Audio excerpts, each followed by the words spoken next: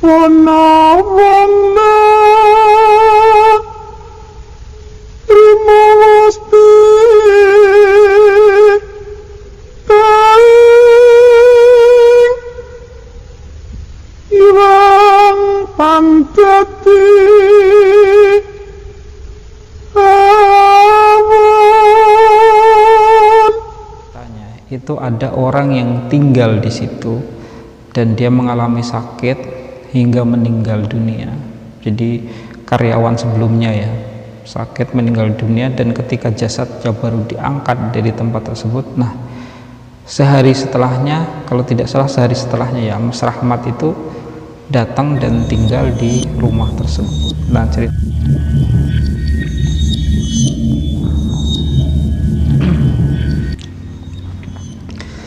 A'udzubillah. Assalamualaikum warahmatullahi wabarakatuh.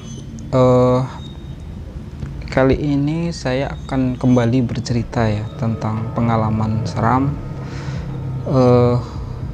yang dialami kebetulan oleh teman saya sendiri. Sebelumnya saya juga ingin mengucapkan selamat datang di channel kami ini, dan semoga menikmati atau mendapatkan manfaat dari cerita-cerita yang kami bagikan. Nah, teman yang saya ceritakan tadi yang mengalami kisah ini termasuk teman yang lumayan akrab dengan saya. Saat ini dia tinggal di daerah Bangka Tengah ya, daerah Buyan Kelumbi. Kami biasa manggil dia ini Mas Rahmat. Jadi dia aslinya orang dari Cirebon dan merantau ke Bangka. Kebetulan dia memiliki banyak kisah yang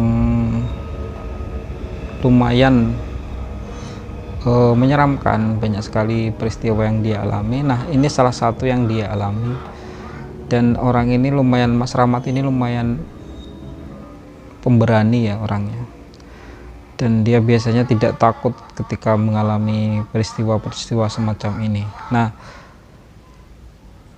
ketika itu kejadian ini terjadi sekitar tahun di bawah tahun 2010 ya, jadi sekitar tahun 2006-2007, saya lupa karena saya juga sudah lama tidak bertemu dengan Mas Rahmat, tidak main ke rumahnya. Kebetulan dulu kan saya sering main ke rumahnya dan sering bercerita banyak hal, salah satunya tentang pengalaman-pengalaman seperti ini. Nah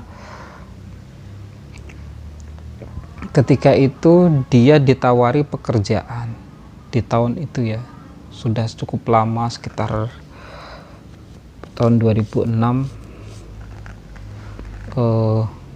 Dia ditawari pekerjaan di daerah Simper kalau tidak salah ya, daerah Simper juga masih di daerah Bangka. Nah yang menawari dia pekerjaan ini juga orang Jawa.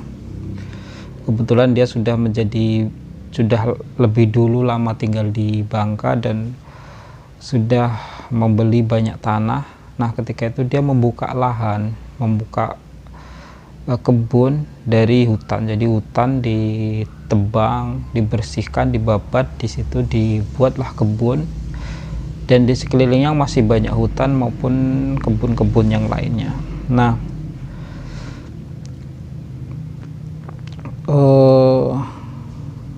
ketika itu Mas Rahmat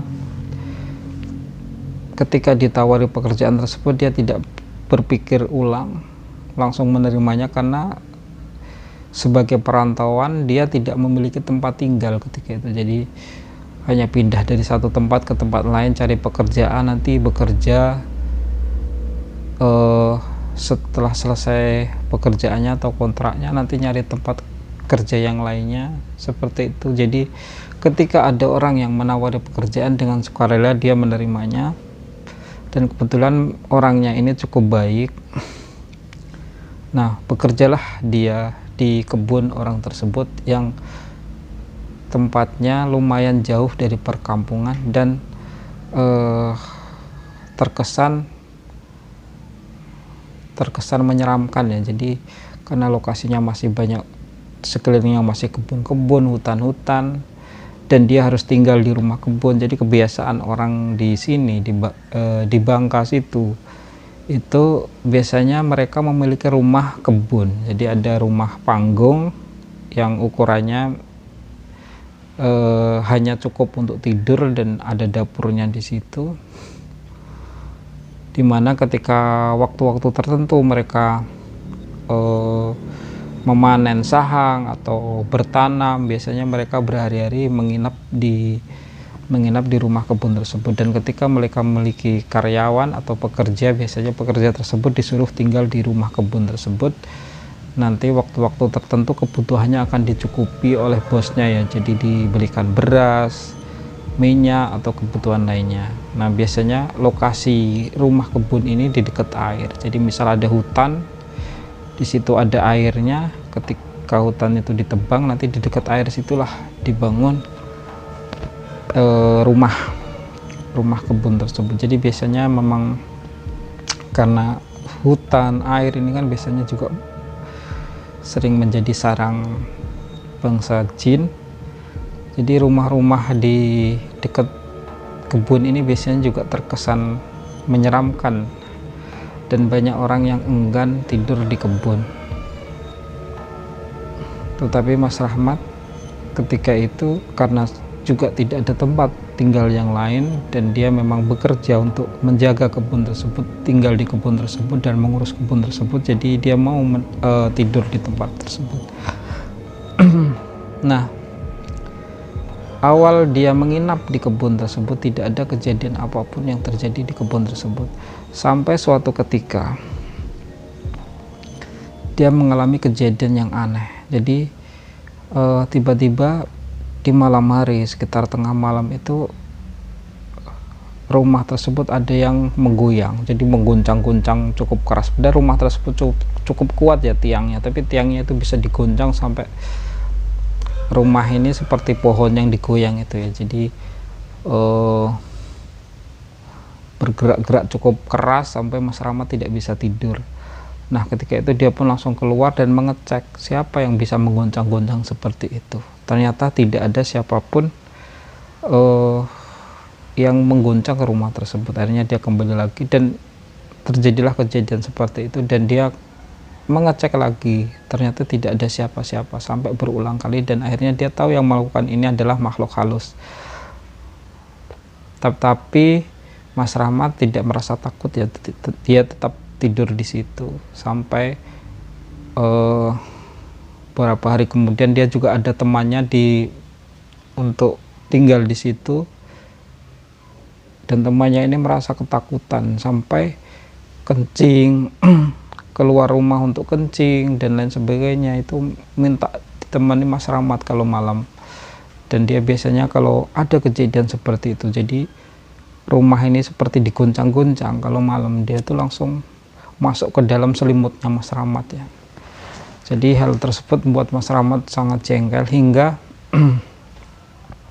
suatu ketika mengalami peristiwa yang seperti itu lagi. Jadi hampir tiap hari ya peristiwa ini ya, tiap malam itu rumah kebun tersebut diguncang-guncang. Akhirnya saking jengkelnya Mas Rahmat, besoknya dia mengumpulkan kayu api dan juga beberapa kayu besar, lalu ketika malam datang dibakar kayu api tadi yang dikumpulkan tadi, dibakar sampai apinya cukup besar, dan kayu yang besar tadi dipukulkan ke tiang rumah kebun tadi ya, rumah kebun yang berbentuk panggung tadi. Sambil dia berteriak-teriak menantang makhluk tersebut ya, ayo kalau berani, ayo muncul lawan saya, kata Mas Rahmat. Jangan sampai mengganggu saya lagi, kata dia kan, teriak-teriak seperti itu sampai berkali-kali. Dan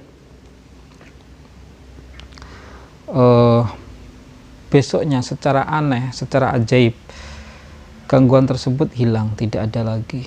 Tetapi karena merasa penasaran, Mas Rahmat ini pun bertanya-tanya ke orang sekitar situ, sebenarnya ada kejadian apa di situ, kenapa terjadi peristiwa yang ada jin seperti itu, ada gangguan seperti itu. Nah, cerita orang di situ, jadi sebelum kedatangan Mas Rahmat ceritanya itu ada orang yang tinggal di situ dan dia mengalami sakit hingga meninggal dunia. Jadi karyawan sebelumnya ya sakit meninggal dunia, dan ketika jasadnya baru diangkat dari tempat tersebut, nah sehari setelahnya, kalau tidak salah sehari setelahnya ya, Mas Rahmat itu datang dan tinggal di rumah tersebut. Nah ceritanya seperti itu, wallahu alam. Selain itu Mas Rahmat merasa aneh, jadi setelah peristiwa itu dia lama-lama juga merasa kurang betah di situ, karena dia merasa kurang nyaman ya di tempat tersebut ya, entah karena ada gangguan-gangguan yang lain atau yang lainnya. Akhirnya dia merasa ingin mengundurkan diri, tetapi pemilik kebun ini berusaha menahan Mas Rahmat. Jadi ditahan terus, Mas Rahmat ini tidak boleh keluar, sampai-sampai Mas Rahmat mendatangkan temannya yang mengaku sebagai kakaknya, dan temannya ini mengatakan ke bosnya Mas Rahmat ini bahwa Mas Rahmat harus dibawa, dia harus pergi dari tempat tersebut dan tidak bisa lagi bekerja di situ. Akhirnya barulah Mas Rahmat boleh pergi. Nah menurut Mas Rahmat, dia ini curiga pekerja-pekerja yang di situ itu sebenarnya ditumbalkan, wallahu alam ya, tumbalkan sampai mati. Makanya Mas Rahmat dihalang-halangi ketika dia mau pergi dari tempat tersebut. Tapi wallahu alam, ini hanya cerita orang-orang di situ ya. Nah